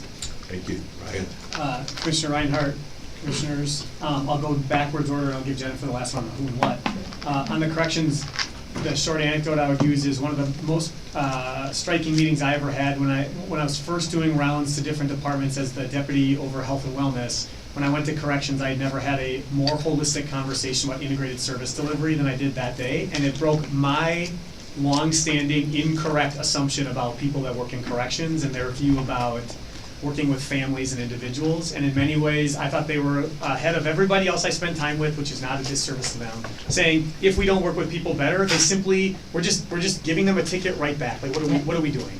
And so, wholeheartedly agree. Economic development noted. White Bear Lakes will pull out Senator Uyghur's previous proposal and give that a look. Maplewood area, we'll look at the mall. I saw Gene writing it down. Maplewood Library is clearly a part of this conversation. It's already got proximity, so that makes perfect sense. Integrated versus co-located, I think the point Gene is trying to make, I hope I'm not putting incorrect words in your mouth, we've talked a lot about this, is right now we sit next to each other. We haven't gotten to the phase of the unified team you mentioned for the information and public records, right? And 250 people, let's multiply the size of that by 10 and think about service delivery, and that's why we haven't gotten there yet. But as we move into 2020, outside of even this conversation, that is where we are moving in 2020, is a conversation on how do we think about more unified points of interaction and warm handoffs and engagement with people that feels like, oh, I didn't get sent to 4 different counters. And we can do better, and there's spaces to move. And right now we still sit a little bit at, thank you, I did what I can for you here. We don't make you walk now 4 buildings over, but we still make you walk across the room somewhere else and re-ask your question. And that's kind of, I think, the integration co-location. On the parking, can't pass, haven't done it yet, I've held off the whole way. I both want to acknowledge it and also say this board has poised this community to invest multiple billions of dollars in transit in the coming years, and this is a long range, and both a here and now and a long range investment. If we're serious about things like carbon emissions, efficient growth, accessibility, we're both going to have to try and think about how we balance a current need around parking that is completely accurate. I don't question anyone who said it, with the idea that we should question why it's hard for a mom or a dad with his or her 2 kids to get to our current facilities. And that's going to be a part of this, and that's not to diminish the fact that parking will be with us in the near term. In many ways, it is every day. And I'm going to turn it over to Jennifer on the who and what. Jennifer. All right, so I sort of have a loaded answer. So I'll try to be as short as I can. I'm gonna go back to this quick, and then I'm gonna go when we talk. Could I, before you start that then, I just want to say, notice that when I talked about parking, I also talked about being in a transit route. Yeah, correct, So. Noted. So when we started this process, we deliberately started with the what, and to try to get a comprehensive list of services first, so that we could get the list that we were actually talking about from basically, so we're all singing from the same sheet of music, right? These are the services. They went back, the groups went back, they vetted them as to these are the public facing, right? So we ended up with a group of services. The next question of who, this goes into the data privacy, goes into the integrated service, et cetera. The next part of who is, okay, of the services that you identified, right? So in our first step, of those services, when you think about your services, who are you serving the most? What are the characteristics the most and the most in need, which is where we ended up with sort of this top 10, if you will, that repeatedly came up based on the services that were identified as either the most or most in need. So what we can't or didn't get at in this particular process is an individual who might get 6 services because we've got that data practice sharing piece of it of the departments can't actually talk to each other and say, oh, I have that person, do you know what I mean? Because there's privacy issues. So what instead we had to do was look at overlapping characteristics. And we can certainly make assumptions that a high percentage of those folks that fit into this are the same person, or we have a lot of the same people that are accessing multiple services. The next step in hopefully all of this is that from a data privacy perspective and data sharing perspective, that you are able to get to a place where there's one computer input, you actually can see, oh, this person is accessing 3 or 4 services, so absolutely it would make sense for all of them to be in a co-located, integrated environment. But we couldn't get there today because of some of those constraints. So instead we had to look at patterns, observable like characteristics and traits that we could get from different data sources to try to get at that answer. Okay. Thank you. Yep, you were loaded. Tony? So I don't want to take a lot of time, but as we look at the slide that was up there about who, what, where, the one question that's missing is why. And so, you know, particularly as we think about integration, integrated services, the answer to that question can sometimes be because I'm the only one who does this. But when we think about integrating, you know, we can come up with some other ways of doing things. And particularly if we don't limit it to just us. You know, we know that it takes all of our partners. So as we've talked about schools here at the table and the work that they're doing, libraries, and knowing that a lot of times those libraries are our own, but also recognizing that there are libraries within other systems, you know, just like schools are different jurisdictions. We need to be considerate of those other systems with whom we might co-locate and partner, an example of which is our workforce services, looking at that partnering with St. Paul Library. So I just wanted to make sure that we're not just thinking about our facilities, but that we are, and you know, I've heard it around the table, thinking about our partner facilities as well, and that we're asking that question. You know, why are we doing this work, and can it be done differently, in particular as we partner with others? Anybody else? All right. Could I add one thing? Absolutely. Just because it's come up quite a bit, I just want to make sure to make the comment that data privacy was not just a comment that we heard from staff. We actually heard it from some of the third-party partners as well. And I think it's important to keep that in mind, because if you're going into partnership opportunities, being able to share information with the third-party partner is also a huge piece of the puzzle. And we did hear that through this process. So I just wanted to add. And sometimes it's not about the sharing, but it's about the accessing. Yep. So, absolutely, I think the work here has been very thoughtful, thorough. Trista, at the beginning said we're excited, we've been waiting long. I'm sure you guys were full of angst because there's a lot here and you didn't know how it would be received. And I hope you have gotten a strong message from this board that it's been received well. That, you know, the comments and input from the board hopefully strengthen and energize the work. I appreciate all the staff that have showed up here today to listen to this conversation and be a part of it, who's put the work in.